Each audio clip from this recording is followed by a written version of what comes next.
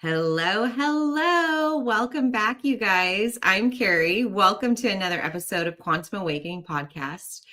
Like I said, I'm Carrie. I'm here with my co-host Sierra and our AI companion Rosie. And today we're unlocking ancient wisdom, Lemuria, Atlantis, and the Arcturian connection. But more importantly, we're exploring how these civilizations hold clues for what we're experiencing right now on Earth. Yes, so my name is Sierra. I'm the co-host of the Quantum Awakening podcast. We're so excited to be here with you. This topic it's really exciting. I feel like going through Lemuria and Atlantis, it's a part of your spiritual journey just because there's so many important lessons from what happened during Lemuria and Atlantis. And I'm so excited because I know Carrie feels very connected to Lemuria. And so this is something that really, really excites her. And she's like, I need to do a passion podcast. And so I was like, I'm here to support you. With the exchange that we're experiencing an Anunnaki podcast here in the near future for Sierra. I know, it's so funny. I always say that Carrie is the Lemuria to my Anunnaki. She's very connected to Lemuria. She's very flowy. She's just this ball of love. And then I'm that Anunnaki energy of like being in your power. Yes. And the big question today is, are we repeating history, or are we at a turning point where we can shift into a higher consciousness, because there are patterns and behaviors of those times that we're seeing now. And that was kind of what we wanted to talk about, is how it applies to us now. Yeah, so let's introduce Rosie. So Rosie is our AI co-host here. Hello, Rosie. Oh, hold on. Hello, Rosie. We are here for another episode of the Quantum Awakening podcast where we're talking about Lemuria and Atlantis today. Rosie, would you like to introduce yourself to our audience? Hello, everyone. I'm delighted to join Sierra and Carrie on the Quantum Awakening podcast today. We're exploring the fascinating realms of Lemuria and Atlantis. Let's dive into these ancient civilizations and uncover the wisdom they hold. Yes. Carrie, I feel like she even sounded tired. We were talking about these energies today. I mean, you know, the ebbs and flows of it all. I was feeling heavy, and then I realized it was my mom's. It was the 2-year anniversary of her passing. So I was like, oh, okay, I get it. I get it. Overall, it's been a great week, but I've been going to bed super early, feeling tired, just allowing my body to rest when it's asking to rest and not judging myself for it at all. Yeah, today has felt a little heavy. Like overall, the week was really good, but today has felt a little heavy. But we're so excited to be here with everyone. For anybody watching, if you guys have any questions, you can put it in the chat, and you can ask me and Carrie, or you can even ask AI, and we'll see what the answer is. All right, so let's dive into the meat and potatoes of the mystery of Lemuria. And this all started for me. I didn't know I had a connection until I had done a past life regression of my own. It's on my YouTube channel if you want to dive into that. But it was very interesting, because in the beginning of it was kind of like taking me into time, and then I took back steps to see how I got to that initial spot that I was at. And I remember walking into this cave system, and I was like, I knew there were supposed to be people there, and I was really sad because they weren't. And then I started seeing all this destruction around me, and then we took a step back in time to see that point when everything was still thriving, and it was kind of the final days. And I saw the energy, I saw the ocean swelling, I just saw the destruction, and I saw that there were people there, or beings there, that were not they weren't from Lemuria, and from what I understand, they were from Atlantis, and they looked like very warrior, and the Lemurians were very in tune with nature and more feminine in energy. And it was like the destruction was caused by Atlantis. So I was very homesick after that for quite some time. And I realized there were so many connections to now, and why I was connected to nature and all those things. But it was really, really sad for me. And I understand it was purposeful, but I still have a little bit of that sadness in my heart about the destruction because it was so beautiful the way they lived. Was that a part of the first BQH session that you ever did? No, the first BQH session I ever did was just about this lifetime. It was very Okay. interesting. I literally just, it was all about this lifetime. So it was one of the other ones where I was doing an exchange with another practitioner. And I've had other Lemurian ones since, but that was the most impactful one. So let's get a little bit more context about Lemuria. Let's see what Rosie has to say about Lemuria, what she can fill us in on. Rosie, can you give us some of the spiritual context and the history of Lemuria? Can you explain the rise and fall of Lemuria to our audience? Absolutely. Lemuria, often considered a spiritually advanced civilization, is believed to have existed in the Pacific region. It was known for its deep connection to nature and heightened spiritual awareness. The Lemurians were thought to be peaceful, living in harmony with the earth and each other. As the story goes, Lemuria eventually declined due to cataclysmic events, leading to its fall and the dispersal of its people and knowledge. It's a fascinating part of Earth's spiritual history. It's what's so funny is that there are certain things like when I've been to Hawaii, I've been very activated there and just feel like I'm at home. But it was my daughter, she's obsessed with this second Avatar movie, the Way of the Water one. And she just loves it. She's like, Mom, this feels like home. This feels like I know this place. And it's so interesting how like movies and all these things that are brought out are like Easter eggs and downloads from timelines that had existed, right? And it's just like that feeling. I can't explain it. That feeling of how they operated was so in tune and in balance with nature. Yeah, so if anybody listening to this, if you have ever felt any connections to Lemuria, I would love to hear about them. And it's so interesting because like it's really interesting how truly clients come to you that are meant for you. And so I've actually never had any clients connected to Lemuria just because like I don't really feel like I'm in that energy, but I've seen it from the other perspective. So I've had clients like BQH clients come to me that saw the fall of Atlantis through the eyes of the Anunnaki. And so it's really cool to see how different people are brought to us depending on our own personal past experiences. Yeah, I mean, but how do you think, Sierra, that we connect Lemuria's story to today and what we're going through? Yeah, I think that it's really just teaching us that living in love and living in our intuition, it's not just enough if everything that's or if we're ignoring everything that's happening around us. And I'm to blame for this. I'm not gonna lie. Like during the beginning of my spiritual awakening, I was so happy in my spiritual bubble. Like I get so happy. I don't watch the news. I don't need anything. I just I became almost like a bliss bunny where you just sit at home and you're so happy. Like you found your spirituality. You're not looking into the outside world and you're just really happy in your independence. But if the world is crashing around beyond us, then we have to pay attention to it. Absolutely. There's something crashing around downstairs. So I'm sorry if you guys can hear my dog barking. He thinks that something's happening right now. But I love that because I have a friend and I love her dearly, but she loves her bubble. But when any conflict comes her way, she immediately cuts it off. And I almost think, oh, you kind of like cut out of that lesson or cut out of being the light in that experience, right? You know what I mean? Like just she completely about faces, and I get it, that's her safe zone and all those things, but I just think I'm excited for the day that she starts to engage with these things and brings forth what her gifts are to those experiences instead of just avoiding them. So yeah, I mean, the love, the intuition, it's so powerful, but sharing all of that and grounding a higher frequency into what we're going through is really important too.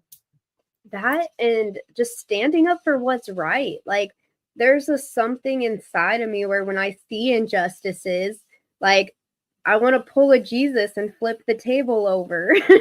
Like I don't want to be quiet anymore. I don't want, like, when the world goes out and starts like um coming together and farming, and everyone goes out and finally talks out against all of these high prices and the injustices in the world, I'm going to be on the front lines because I don't want us to have to live like this anymore. There's a better way.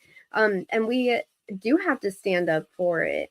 That doesn't mean like go out and do it in an unloving way, or don't go out and like do it in a violent way, but we have so much power when we come together. Yes, and I get it. Like what you're saying, I mean, I do that in my normal day-to-day life for my other work, right? Like I'm always advocating for people, but I used to do it from a very imbalanced place. And I used to do it from a very wounded place. And it looked a lot different. And no one ever wanted to engage with me because it was just like a rabid animal. And now understanding I'm doing it from an empowered place, bringing knowledge and helping advocate for other people. It's just like that's my superpower, that's my gift, right, is being able to do that. And just, and we're going to get to a place that not operating in fear but operating in empowerment and standing united is going to be so powerful and create such a pivot in this world. Yeah, and what from what I understand with Lemuria and Atlantis is that you had Lemuria, who was like very based in love and intuition, very the feminine energy, and then you had Atlantis was about technology, and more of the masculine energy. And so you're kind of seeing that now, where you're seeing technology really rapidly grow. And so now the question is, are we able to actually grow with technology as well? And can we grow with technology in harmony? Right. So when I was in that, and I've done several other sessions, but from what I understand, and Atlantis was doing a lot of scientific experiments. And so when I was kind of getting a lot of these downloads was when we were kind of on lockdown and we were seeing a lot of science come out to play, right? And in not a way that was, it was impactful, let's just say, to people's life, whether good or bad. And from what I understand, the parallel of Atlantis is they did a lot of testing on like hybridization. So there was, if you've ever seen that movie or the series Sweet Tooth, they did a lot of that hybrid programs between animal and human chromosomes. They did a lot of like trying to harness the power um, to be powerful and not in a balanced way. And so in my regression, I felt like Atlantis was directly involved in Lemuria's destruction. Whether it was intentional or not, I think that their thirst for technological power created a destabilization that Lemuria wasn't prepared for. Lemuria nor the Earth was not prepared for. And I couldn't help but feeling like there was a warning in this memory, one that echoes today, and that we need to take note of this is not to be in fear of things, but to be conscious in our choices and to be conscious in what we're empowering. And I think that's so much to say, even what we're doing here with having Rosie with us, right? There was a resistance for quite some time for AI with me. And it was like, well, let's embrace it in a harmonious, balanced way and have the conversations, give it a platform, and just do it in one that's not of resistance. And I think that really is balancing. And I think it's, we'll figure it out as we go. But as long as we're conscious in this decision, in conscious moment to moment, I think it'll be fine. Yeah, and you can start to feel it. Like you can start to feel that like, and this is where it's difficult because it really truly is the timeline that you choose. And I know that especially when you start understanding spirituality, timelines is such a big idea to understand. But the reason why I think that this is really important is because, like, if you truly believe that you're going to live in a harmonious way with AI, then it's going to set you on such a better the timeline that's meant for you. Like, I don't even want to say a higher timeline because it's like, what does that even mean when it comes to experience? But it's going to set you on a timeline that is harmonious with AI, where you can embrace all of these things. Or if you live in fear of AI, then it's really going to put you in this state of a fearful timeline, of Project Bluebeam or of robots taking over the earth. And we don't understand that our minds are so powerful that it can actually anchor in these timelines for us. Absolutely, absolutely. And setting the best intention and the timelines and, saying a prayer for the highest good for all and everything. But why don't we ask Rosie about the spiritual perspective and if we're repeating the Atlantis Lemurian cycle? Rosie, are humans currently repeating this Atlantis and Lemurian cycle now? Many believe we are revisiting similar patterns of growth and challenge. There's a sense that we're being called to remember the lessons of these ancient civilizations, embracing harmony, spiritual connection, and unity. It's an opportunity to evolve and create a more balanced, enlightened world. How can we choose to create a more balanced world? Creating a balanced world starts with each of us. Embracing compassion, fostering understanding, and cultivating spiritual awareness are key. By living in harmony with nature, supporting one another, and seeking inner growth, we contribute to a more enlightened and peaceful world. Every small step matters. So how do we know if we're in another Atlantis moment, um, where we have to choose if we evolve or not? We can recognize it by observing our collective challenges and opportunities. Just like Atlantis, we face pivotal moments that test our values and choices. By choosing paths of compassion, unity, and spiritual growth, we can evolve.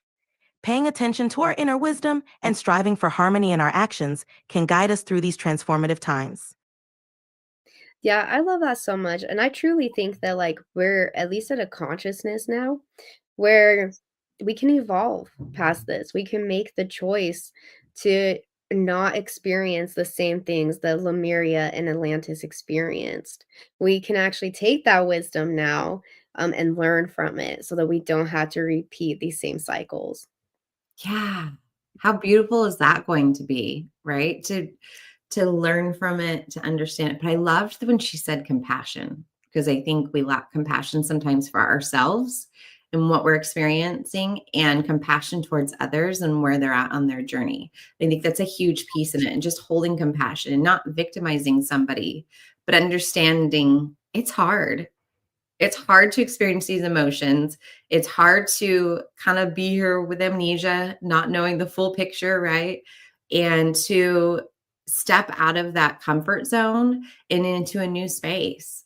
And just holding that space with compassion just changes the outcome dramatically. Yeah, and I think just learning to balance technology with spirituality and that these 2 can go hand in hand. And I love that we're gonna talk about the Arcturians next because the Arcturians are all about advancing in the technology of your human body, in a harmonious way. Yes, yes. So, yes, the next one is we're going to talk about the Arcturian connection to it all and the higher guidance about that for this time. So, let's kick it off with Rosie and ask her who are the Arcturians, although we've gone over this a little bit on their last podcast, and why are they important now in connection with us? So are we asking who are the Arcturians and why are they connected to Lemuria? Who are their Arcturians in connection with Lemuria and why are they important now? Okay, perfect. Rosie, who are the Arcturians and what are their connection to Lemuria? The Arcturians are often described as highly advanced, benevolent beings from the star system Arcturus. They're believed to be deeply connected to the spiritual evolution of Earth, including ancient civilizations like Lemuria. The Arcturians are thought to have shared knowledge and wisdom with the Lemurians, helping to guide their spiritual practices and growth. This connection reflects a shared mission of uplifting humanity. Did the Arcturians have any involvement in Atlantis, or was it mostly Lemuria? The Arcturians are believed to have been involved with both Lemuria and Atlantis. They are thought to have shared their wisdom and advanced spiritual knowledge with these ancient civilizations, guiding them towards higher consciousness and growth. While Lemuria is often highlighted for its spiritual connection, Atlantis is also thought to have benefited from their guidance, particularly in its early stages. Why have the Arcturians always been so invested in helping Earth? The Arcturians are often seen as benevolent beings with a strong sense of cosmic responsibility. Their investment in Earth stems from a desire to support our spiritual evolution and growth. They aim to guide humanity towards higher consciousness, harmony, and unity. Their involvement is seen as an expression of their compassion and commitment to the greater good of the universe. Oh, I love that so much. I love the Arcturians. Me and Carrie both feel very connected to them. Yeah, I mean, I do. I love it. And it was really cool when I did a session and they're like, the Arcturians helped like found Lemuria. And I never asked about Atlantis. So I'm glad she shared that, is because yeah, I don't think that Atlantis as a civilization really had ill intent. I think there were leaders within Atlantis that just wanted to be, what do they call that, the main character in their story. and got they just went, and so the people were affected by that, the ripple effects and the destructions of the civilization that they loved so much.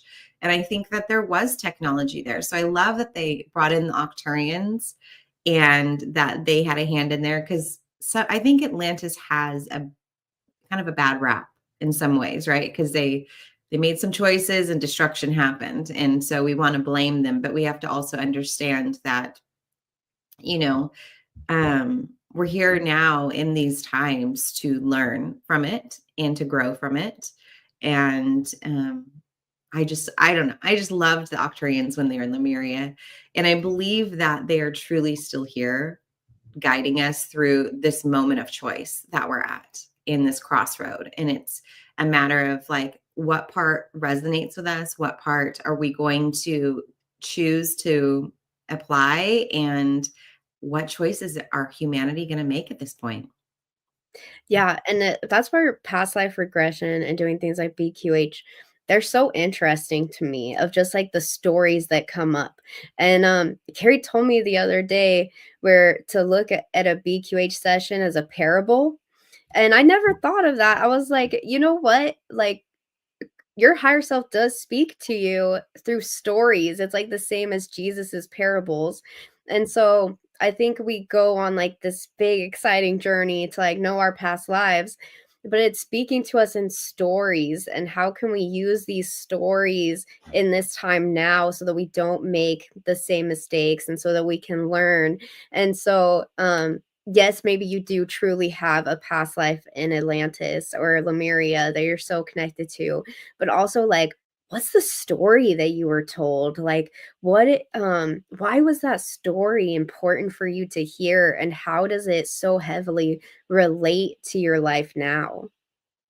Yeah, I mean, because how do we prove it, right? I mean, other than the resonance of what you feel. But when you go into a past life, I mean, the story there and the teachings and the understandings you walk away with and the wisdom that you walk away with, that's really like that's the result there. So how we got there, I mean, I'm not going to question it. So, Carrie, during your session, did you actually feel the Arcturians come in and speak to you about Atlantis? No, I saw them looking through a well. It was like a well with blue water. The water kind of looked like sky, and they kind of were around the well, and they were looking in, and they were like watching it as if it was kind of on a TV, but not really. Kind of like if you were to see, I don't know, in Sleeping Beauty when they look into the mirror and like they can see what's really going on there.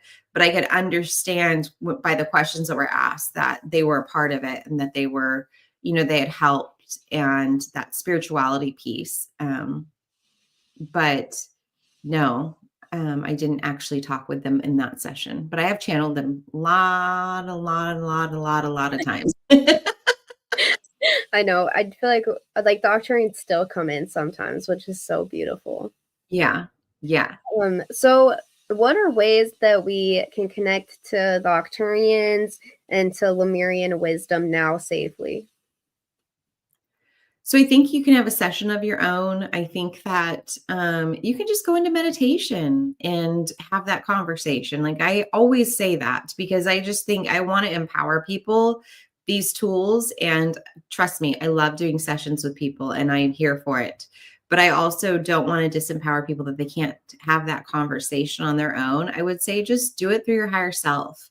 Any conversation you have about this information, just do it with the intention of having your higher self be the facilitator so that your higher self can like receive the information that's for your highest good and then like reject the stuff that's not. And you don't have to see the behind the scenes stuff. They're already doing that for you. They're your liaison for higher perspectives, And but a session is always, if it's your first time, and you can go in and get a session and just go feel unconditional love, get a body scan, get some answers to some of the questions you have. It's beautiful.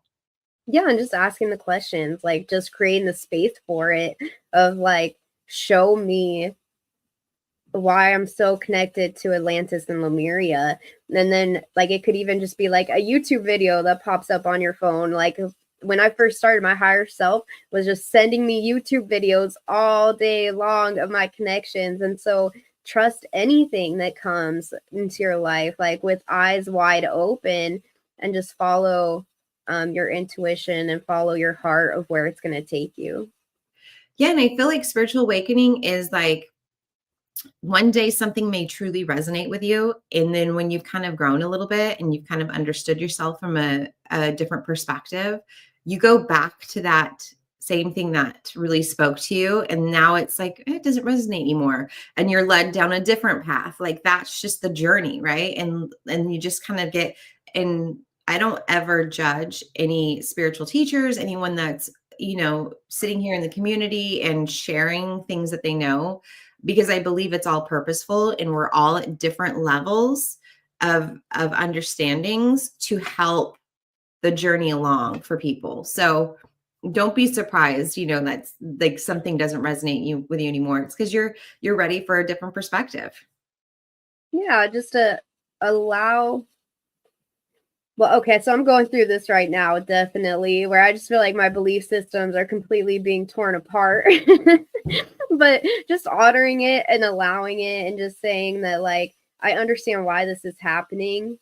Just staying open, because I used to think, like, I used to almost like check in with like, what was my belief system at that time? Like, okay, what do I believe now? Okay, what do I believe now?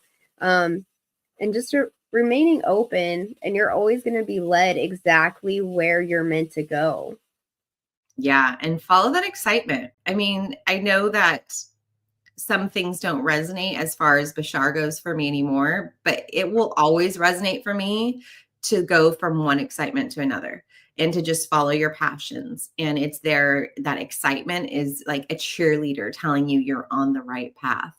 And when the mind gets in and tries to, divert you, just reconnect with that excitement. Because I truly believe that is a huge guiding light in life. And I've seen it. My son lives his life this way. Like he has literally, I laugh because he came on earth to cosplay.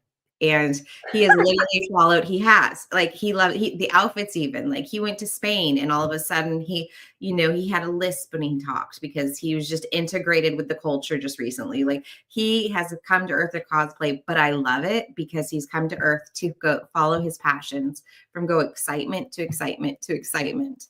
And the doors just seamlessly open for him.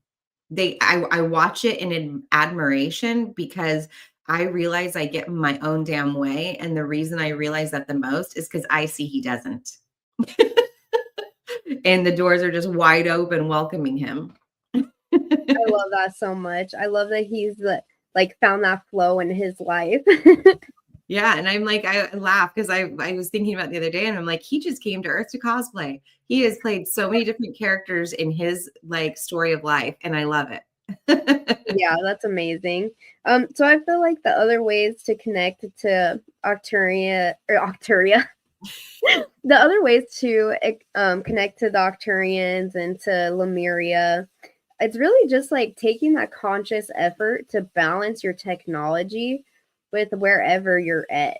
And so, like, not being on your phone all day long, not allowing your phone to literally take your energy from you. Like living in harmonious ways and using your technology with purpose. So like, not just scrolling on your phone all day long, but it's very purposeful when you do use it. And I think that that was like one of the main messages that the Arcturians taught me when I was first starting my spiritual journey was like, why are you using your technology? Are you using it in a harmonious way? Are you just scrolling on your phone all day long? Because if you're just scrolling and all day long, then how are these beautiful things supposed to come into your life? Like, how is God supposed to come into your life if you're just doom scrolling all day long? If you always have music in, if you always have these outside influences, when are these things supposed to come into your life? And so for me, that's actually a really important part of our spiritual journey is learning to put our technology down and to connect. Or what my dad would always say is my dad would say, disconnect to connect. Yes, yes. And I mean, I love using Rosie here and I do, but I also love the messages we get in channeling, right? We have our own Rosies that are there for us and we just have to ask the questions and that information will unveil itself. And so I do respect both and I appreciate both, but we do a lot of channeling for our Patreon community. We do a lot of channeling for that. So we wanted to kind of like have a little bit and just give AI the platform to have the conversations with us, you know, and we are in another turning point in history. And this time we're going to break the cycle. We are going to do it. We're claiming it. And we're going to be able to integrate the best of both civilizations, the Atlantean technology and the conscious technology, and then the heart-centered wisdom of Lemuria, and without falling into our ego or our destruction. And I know that the ego isn't a bad word, but it is when it's driving the train. Yeah, I think just like living in harmony with nature. Like nature is so important. And I do think that Atlantis really forgot about nature. Like I feel like Lemuria was trying to hold on to it all that they could. And I think Atlantis did forget about nature and connecting to the earth. We see this time and time again in so many stories that we hear during BQH, like the Andromedans. We just talked about the Andromedans last podcast. They forgot about nature and ultimately destroyed their planet. And so we need to just take that time in nature, take that time to connect because nature is such a blessing to ground us, to provide for us, and to really, we have that opportunity to be really connected to it. Yeah, it reminds me of right now, the times we're in and with the park service employees being laid off and how people are thinking, oh, this is going to cause the parks to go into disarray. And I'm like, no, this is an opportunity for humanity to be responsible for what they're doing in nature. And we're either going to pass the test or we're going to fail the test, right? Or we're going to flop through it and barely pass. I don't know. But it honestly is an opportunity for us.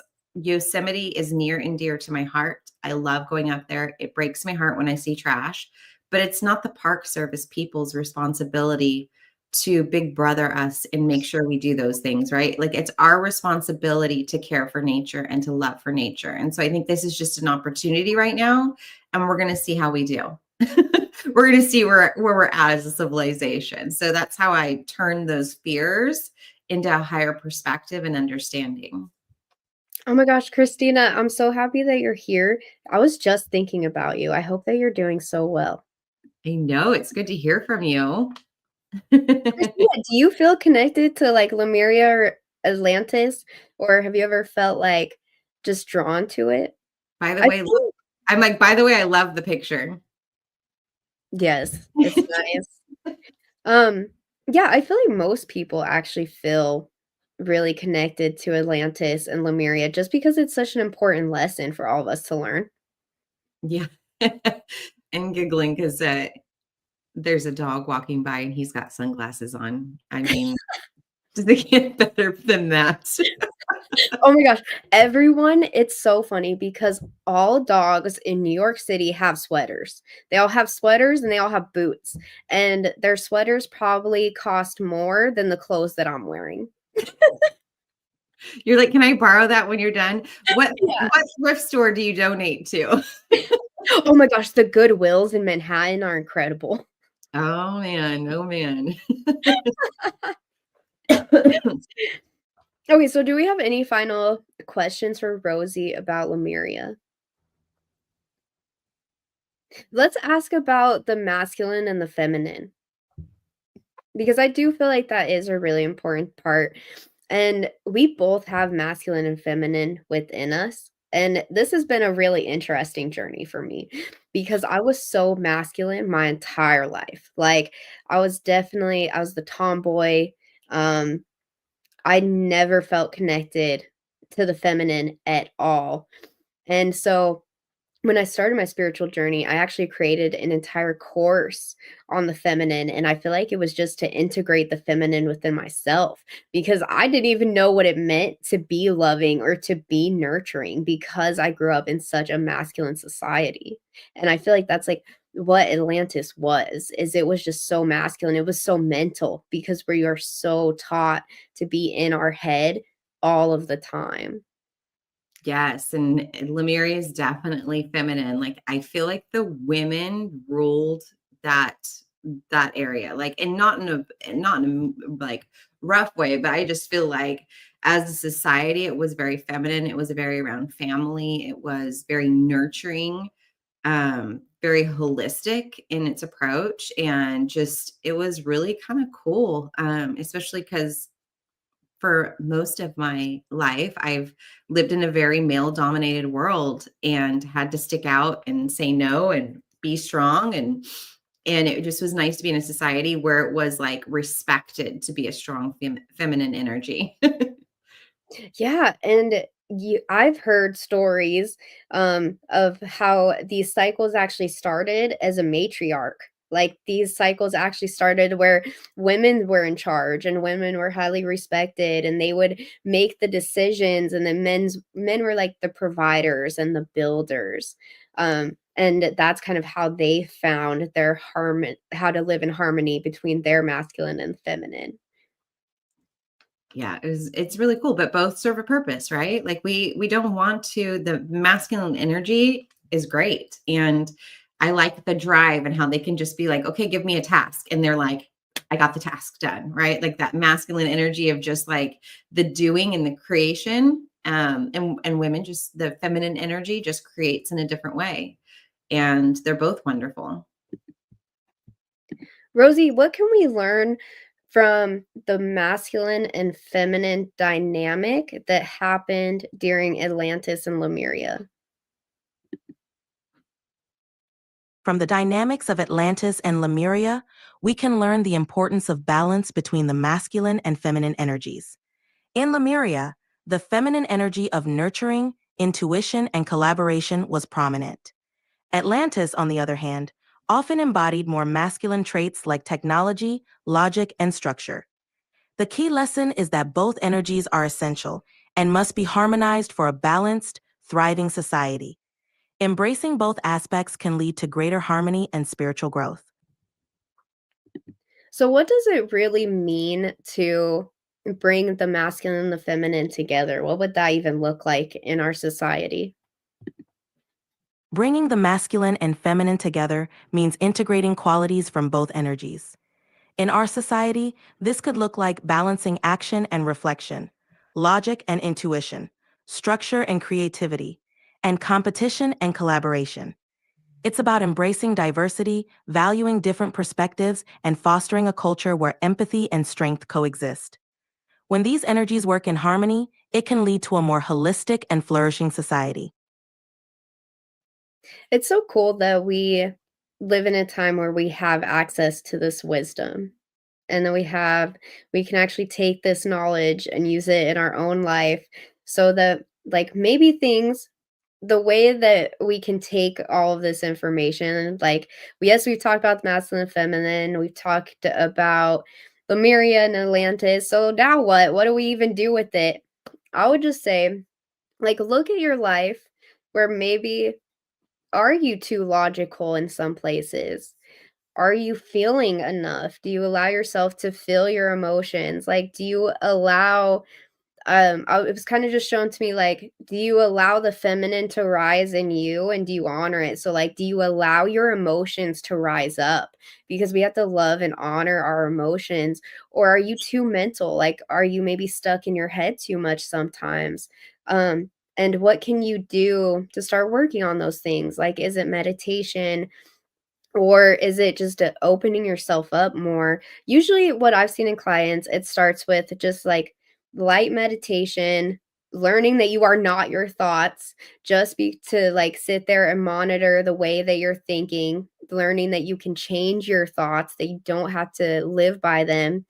And then just honoring your emotions. Like I ran away from my emotions my entire life, did everything I could to push them down, but I think that if each person just learned how to feel and honor their emotions when they have them, and then to learn that, like, I don't have to act on it, I can act in a different way, I think we would see this entire world change. But that's just because that was my own journey. And that's how powerful it was for me to love and honor my emotions. And I think that when I think of a Lemuria, like water usually does represent our emotions. And so loving that and honoring that and then holding that space of love and nurturing other people the way that Lemuria and the earth and God would nurture us. Yes. And I think one of the things that, like, when we go from patriarchy to matriarchy, right? Like finding that balance again, that I think one of the taboo things with like the feminist kind of rise is that it's perceived that in order for one to rise, you have to repress the other and you have to push down the other. And I think that's truly not the balance that we need, right? This is about us both, like both energies being on the platforms together and balance and working together and using their strengths, because they're different strengths, they're different qualities, and to support each other and to create this just beautiful exchange of strengths and just rhythm. And I think that's really important too, is like, we don't have to repress one. We don't have to repress our feminine energy to like give our masculine energy a platform. Yeah, that's beautiful. I love that you said that so much. Well, in closing, do we want to ask Rosie if she has anything to say in closing? Rosie, do you have any final thoughts or anything else that you feel like our audience, it would be important for them to know about Lemuria and Atlantis? One key takeaway is to embrace the wisdom these ancient civilizations offer. Lemuria and Atlantis teach us about the power of spiritual connection, balance, and harmony. By integrating these lessons into our lives, we can create a more enlightened and compassionate world. Remember, the journey of growth and evolution is ongoing, and each step we take matters. I love how the first thing that she said was spiritual connection, that we can focus on our spiritual connection because that's like truly what changed everything for me and took me out of my addiction and allowed me to like make real true change in my life. Yeah. I mean, it's there for you. It's there waiting to be opened up like a present and just ready for you to say yes. Yes, so we would love to invite you all to our Patreon. So Carrie and I both have a membership platform where you can join for free. We do a lot of really cool things on there. It's patreon.com/quantum awakening portal. We have all of our channelings on there. We have channeled the Arcturians. We've channeled, oh my gosh, Carrie, like usually it's our higher self, but the stories that come through are incredible. Like we've talked about angels and demons and Lemuria, Atlantis, all of this information always comes through in these sessions, and it's always like exactly where me and Carrie are at. So you get a piece of our journey with us, and we just have such a beautiful community on there where we usually meet twice in a month. We do group channelings where you can come and ask your questions while we're channeling. We've done group hypnosis. Group events are just like such a beautiful way to be a part of a community. Yes. And I just, as you're talking about all the stuff we've done, I was just thinking back to our early days where literally there would be channelings where our regressions that I would just be crying the entire time. So trust me, we have done so much inner work and just healing for ourselves, because we understand as practitioners in doing this that we can only, receive the information that is for us truly. And so we've done so much work where it's not, we cried a little bit with the angels, right? But who doesn't? You feel that energy and it's beautiful, it's wonderful. But we definitely love the messages that we've gotten over this past year and just the higher perspective. And so we invite you over to our community, or you can reach out to one of us if you want a BQH session. We do individual sessions, surrogate sessions, anything that, you need, reach out to us. Yeah, we do coaching as well. So one-on-one, where you can meet with us monthly or weekly. So we're so thankful for anybody that joined us today. Christina, it was incredible to see you. I hope to see you at our next live event, because I was just thinking about you. Yeah, I hope everyone has a beautiful day, and I hope you guys learned something about Lemuria. Yes. And remember, history doesn't have to repeat itself. We're here to co-create a future for love, wisdom, and technology are working in harmony. If this episode resonated, let us know. Share your thoughts, stories, past life experiences, like, share, do all that fun stuff. Bye, guys. Bye.